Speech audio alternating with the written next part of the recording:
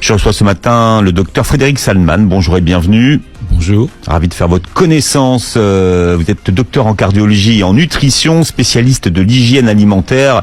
Vous êtes un phénomène de l'édition. Vous êtes un docteur qui vend des livres et vous publiez La santé devant soi, le secret millénaire qui va changer votre vie aux éditions Robert Laffont. Alors, ce qui est passionnant dans votre livre, c'est que vous écrivez qu'on sait désormais que ceux qui pratiquent une religion ou accordent une grande importance à la spiritualité vivent plus longtemps que les autres et en meilleure santé. Comment est-ce qu'on le sait ? Une étude a été publiée il y a 3 ans qui m'a donné l'idée d'écrire ce livre.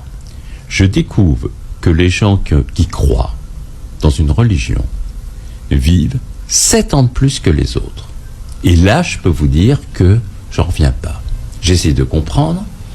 Et effectivement, des recherches nouvelles ont montré qu'il y a un lien très puissant entre la spiritualité et la santé. Les gens qui croient, qui ont un sens profond dans leur vie, ont une stimulation immunitaire beaucoup plus puissante. L'immunité, c'est tout ce qui nous protège de tout.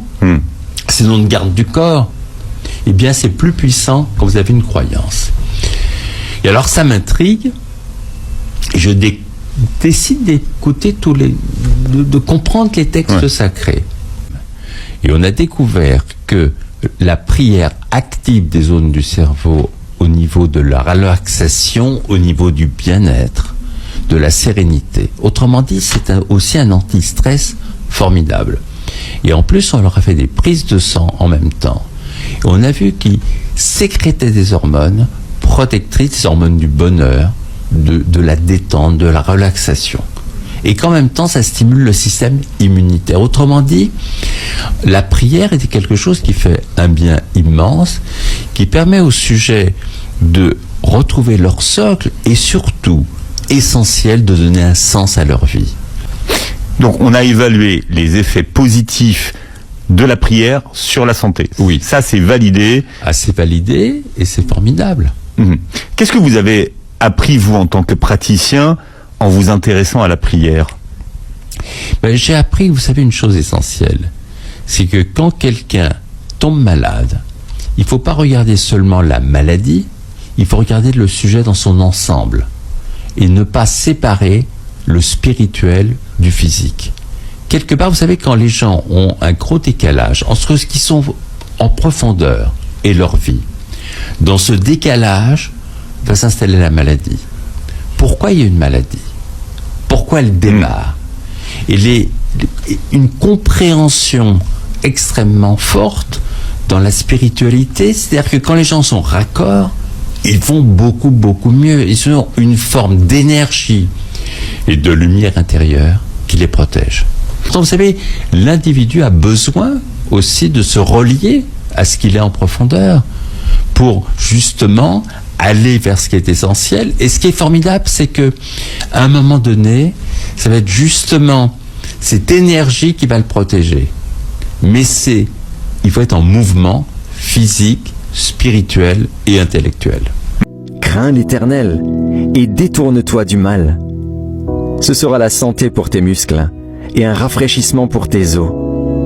Écoute, mon fils, et reçois mes paroles, et les années de ta vie se multiplieront. Il guérit ceux qui ont le cœur brisé, et il pense leurs blessures.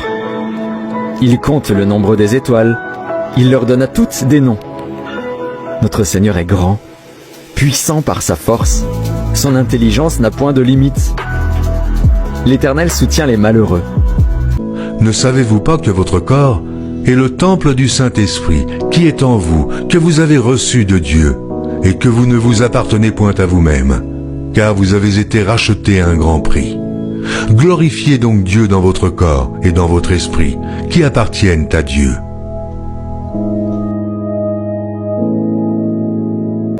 Mon âme, bénis l'Éternel, et n'oublie aucun de ses bienfaits. C'est lui qui pardonne toutes tes iniquités, qui guérit toutes tes maladies. C'est lui qui délivre ta vie de la fosse, qui te couronne de bonté et de miséricorde. C'est lui qui rassasie de bien ta vieillesse, qui te fait rajeunir comme l'aigle. Mon fils, Sois attentif à mes paroles. Prête l'oreille à mes discours. Qu'ils ne s'éloignent pas de tes yeux. Garde-les dans le fond de ton cœur. Car c'est la vie pour ceux qui les trouvent, c'est la santé pour tout leur corps. Cependant, ce sont nos souffrances qu'il a portées. C'est de nos douleurs qu'il s'est chargé. Et nous l'avons considéré comme puni, frappé de Dieu et humilié. Mais il était blessé pour nos péchés, brisé pour nos iniquités. Le châtiment qui nous donne la paix est tombé sur lui, et c'est par ses meurtrissures que nous sommes guéris. Lui qui a porté lui-même nos péchés en son corps sur le bois, afin que, morts au péché, nous vivions pour la justice. Lui par les meurtrissures duquel vous avez été guéris. Vous vous intéressez au pèlerinage, mais aussi à nos soupirs. Qu'est-ce qu'on apprend de nos soupirs? Les soupirs sont des signes de détresse, comme des SOS aussi. Quand quelqu'un soupire, il faut l'écouter. D'abord, il y a le mot qui va être dit après, le mot qui est dit avant. Et c'est comme vous exprimez, vous soufflez quelque chose que vous voulez sortir. Et quand quelqu'un soupire, il faut se dire, je soupire vers quoi? Est-ce que ça veut dire que quelque chose ne convient pas? Il faut regarder avec attention ceux qui soupirent. Comme une biche soupire après des courants d'eau, ainsi mon âme soupire après toi, ô Dieu. Mon âme a soif de Dieu. Ô Dieu, tu es mon Dieu. Je te cherche. Mon âme a soif de toi. Mon corps soupire après toi, dans une terre aride, desséchée, sans eau. Ainsi je te contemple dans le sanctuaire pour voir ta puissance et ta gloire. Aussi nous t'attendons, ô Éternel, sur la voie de tes jugements. Notre âme soupire après ton nom et après ton souvenir. Or, nous savons que jusqu'à ce jour, la création tout entière soupire et souffre les douleurs de l'enfantement. Et ce n'est pas elle seulement, mais nous aussi, qui avons les prémices de l'Esprit. Nous aussi, nous soupirons en nous-mêmes en attendant l'adoption, la rédemption de notre corps. Car c'est en espérance que nous sommes sauvés.